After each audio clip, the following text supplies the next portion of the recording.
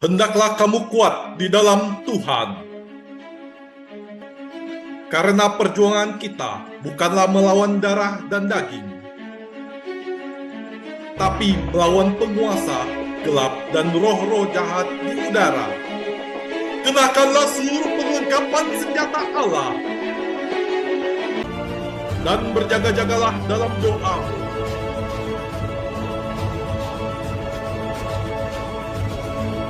Legion of Jesus memberitakan kabar baik kepada semua orang. Halo, shalom saudaraku, jumpa lagi dengan saya Fabian Seko dalam channel Legion of Jesus, memberitakan kabar baik bagi semua orang. Saudaraku, di novena Roh Kudus hari ketiga ini, kita akan membahas karunia kesalehan.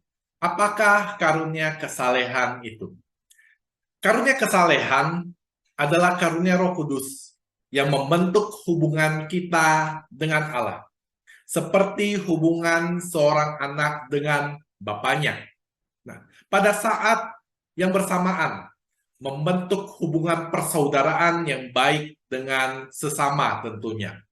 Karunia ini menyempurnakan kebajikan keadilan, yaitu keadilan kepada Allah yang diwujudkan dengan agama, dan keadilan kepada sesama dimanapun kita berada. Karunia kesalehan ini memberikan kita kepercayaan kepada Allah yang penuh dengan kasih, saat seperti seorang anak percaya kepada bapaknya.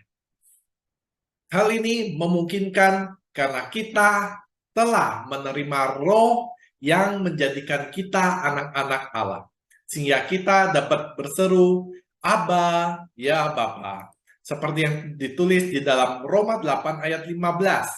Sebab kamu tidak menerima roh perbudakan yang membuat kamu menjadi takut lagi, tetapi kamu telah menerima roh yang menjadikan kamu anak Allah. Oleh roh itu kita berseru, ya Aba, ya Bapa. Saudaraku, dengan hubungan kasih seperti ini, seseorang dapat mengerjakan apa yang diminta oleh Allah dengan segera. Karena percaya bahwa Allah mengetahui yang terbaik dalam doa. Orang yang menerima karunia ini akan menaruh kepercayaan yang besar kepada Allah. Karena kepercayaan bahwa Allah memberikan yang terbaik, sama seperti seorang bapa akan memberikan yang terbaik bagi anak-anaknya. Santa Teresia, kanak-kanak Yesus, mempunyai karunia ini secara nyata. Karena dia menempatkan dirinya sebagai seorang anak yang mau melakukan apa saja untuk bapaknya. Ia mengumpamakan kehidupan rohaninya sebagai seseorang yang naik dengan lift menuju Tuhan, yaitu dengan tangan Tuhan sendiri yang menopangnya dan mengangkatnya. Kuncinya sederhana, melakukan hal-hal yang kecil dan sederhana dengan kasih yang besar kepada Allah. Contohnya, misalnya kita membuka pintu. Tentunya kita harus memikirkan orang lain pada saat kita membuka pintu itu. Bagaimana, apakah pintu itu pada saat kita buka mengganggu orang lain yang ada di dalamnya atau tidak. Nah, setelah kita buka, kita tutup kembali dengan perlahan. Saudaraku, orang-orang yang menerima karunia kesalehan akan memberikan penghormatan kepada Bunda Maria, para malaikat, para kudus, gereja, sakramen, karena mereka semua itu berkaitan dengan Allah.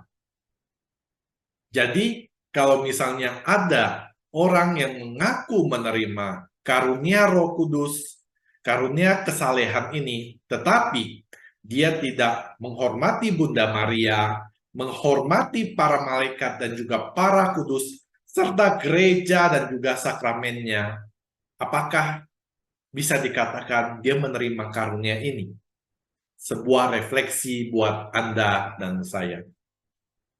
Orang-orang yang diberi karunia ini juga akan membaca kitab suci dengan penuh hormat dan kasih. Karena kitab suci merupakan surat cinta dari Allah kepada manusia.